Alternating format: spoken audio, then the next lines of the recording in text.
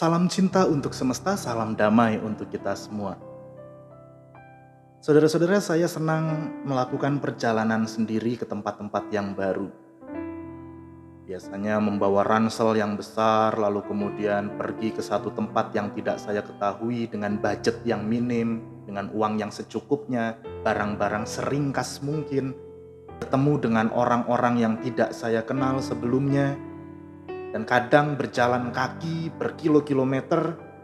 Rencana yang tiba-tiba berubah menjadi asing itu adalah sesuatu yang seru. Di satu sisi memang ada rasa takut, pasti ya. Kita mendatangi satu tempat baru, kita nggak kenal siapa-siapa, kita nggak punya siapa-siapa, dan tentu saja ada rasa takut itu. Takut kalau nanti tiba-tiba ada yang culik saya, takut kalau nanti tiba-tiba ada yang ngerampok saya, takut kalau nanti tiba-tiba mengalami kecelakaan dan saya harus minta tolong kepada siapa. Tapi di sisi yang lain, selalu saja ada kejutan, ada kebaikan yang tidak pernah terduga sebelumnya. Pernah pada tahun 2011, 2012, saya lupa pasnya kapan. Saat itu saya sedang melakukan backpacking ke Makassar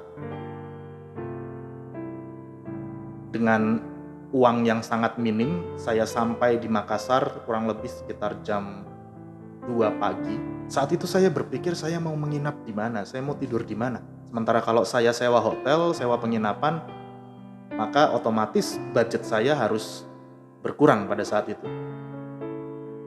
Lalu di tengah kebingungan itu saya duduk di pinggir jalan dan kemudian bertemu dengan seorang bapak-bapak.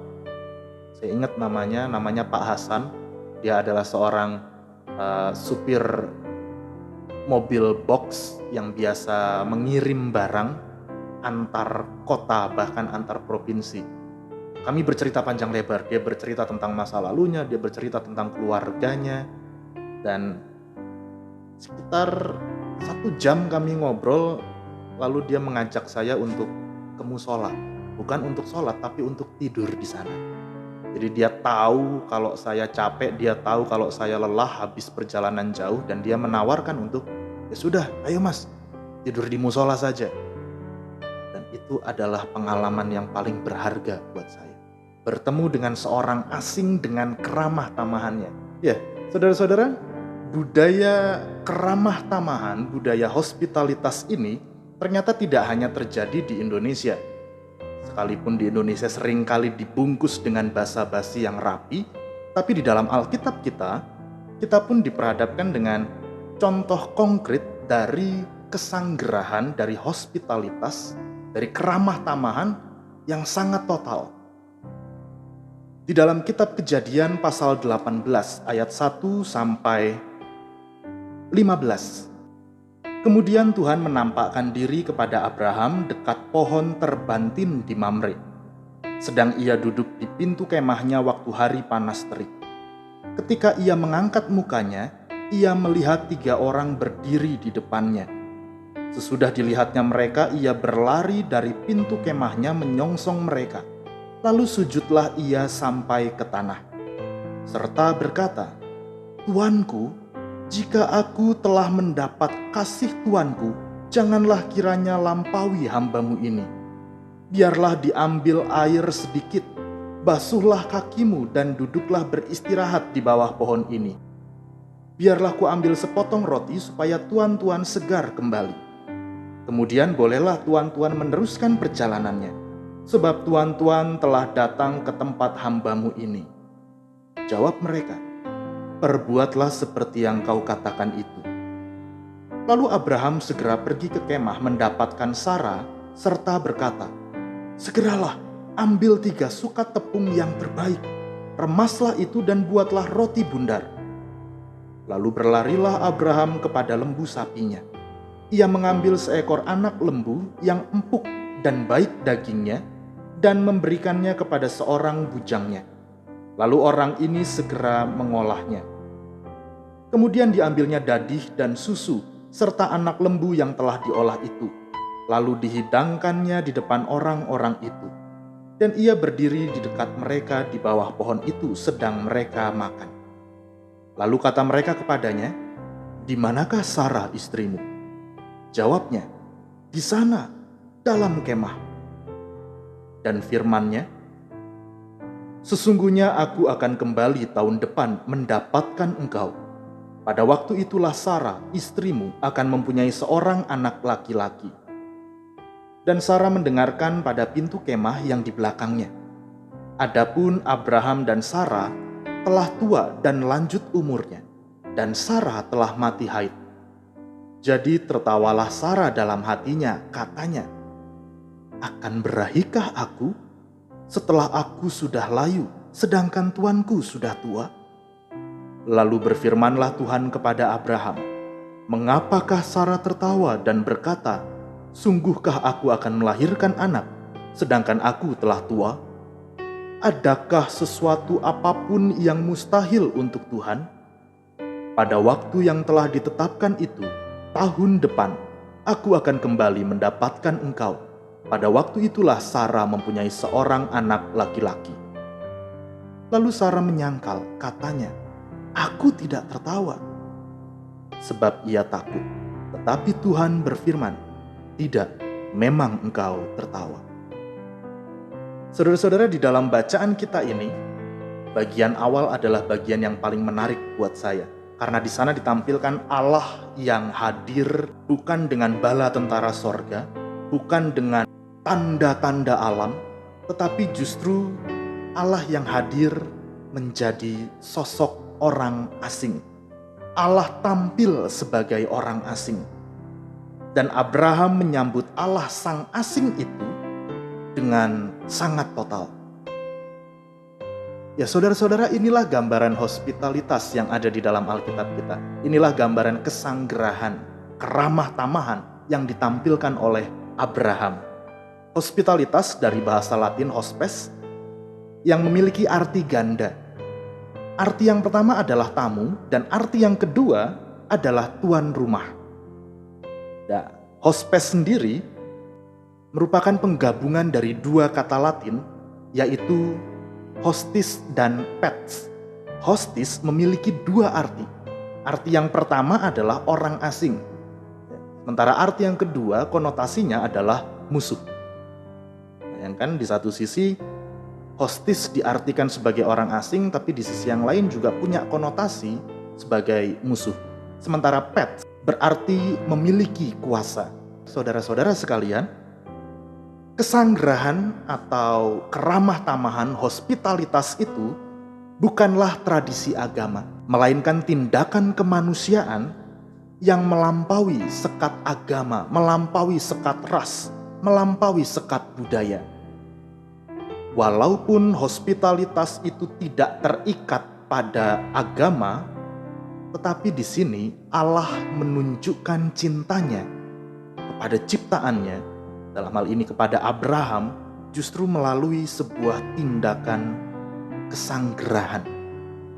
Jadi dalam bacaan kita yang menunjukkan kesanggerahan bukan hanya Abraham, tetapi Allah sendiri menunjukkan kesanggerahan ketika ia mau hadir, ketika ia keluar dari kekudusannya dan menyapa ciptaannya. Inilah gambaran kesanggerahan ilahi yang ditampilkan dalam diri tiga orang yang mendatangi Abraham. Allah hadir bukan dalam kebesarannya, Allah hadir bukan dengan bala tentara sorganya, tetapi Allah hadir menjadi seorang asing yang datang bertamu di kemah Abraham. Sementara kesanggerahan insani ditampilkan oleh Abraham. Kesanggerahan bukanlah kewajiban agama, bukan pula tuntutan budaya, bukan juga sebatas standar kemanusiaan, melainkan respons kita atas tindakan Allah yang sudah terlebih dahulu menyambut kita, yang sudah terlebih dahulu mendatangi kita. Abraham menyambut Allah sang asing layaknya tamu agung. Di sisi yang lain, Abraham merisikokan dirinya untuk menyambut orang asing ini.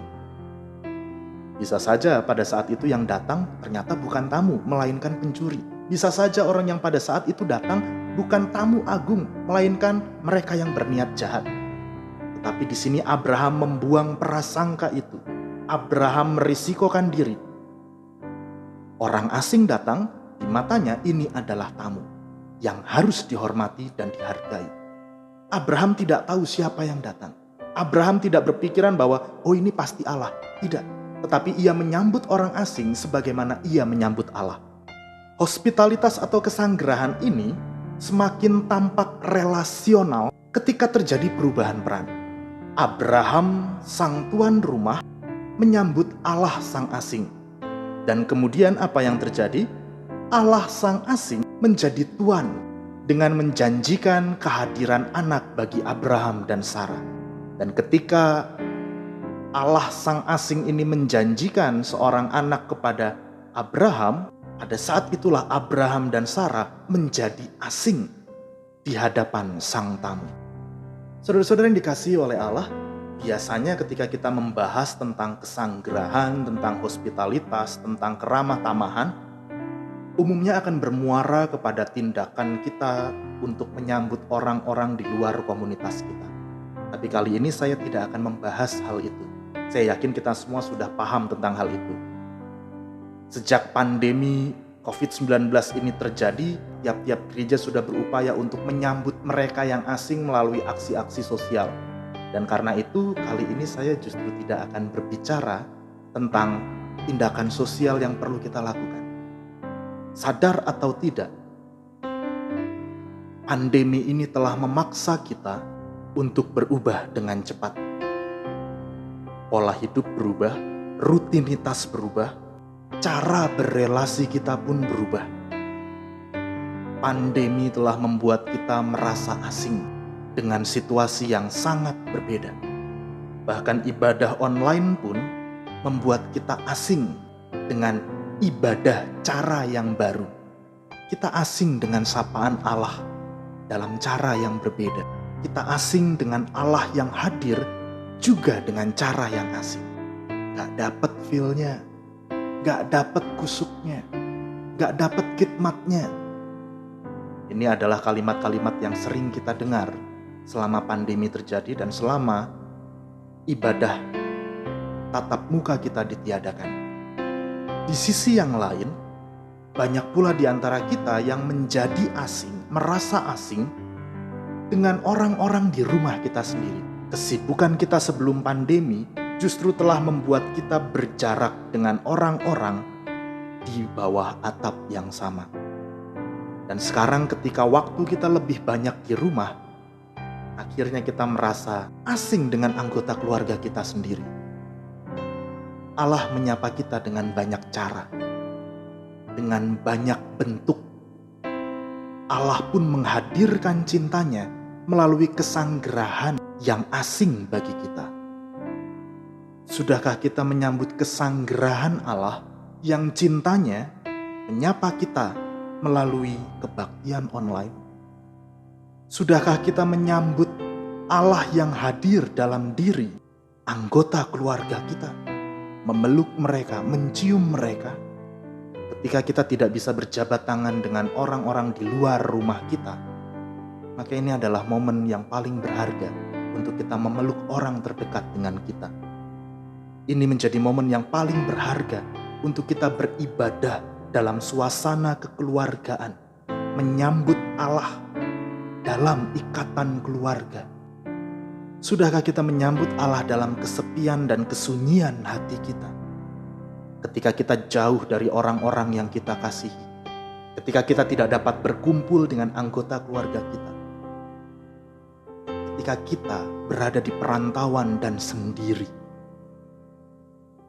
kiranya kita dapat menyambut Allah sang asing itu yang hadir dalam bentuk-bentuk yang tidak terduga, dalam situasi-situasi yang tidak seperti biasanya. Kiranya Tuhan menolong kita. Amin.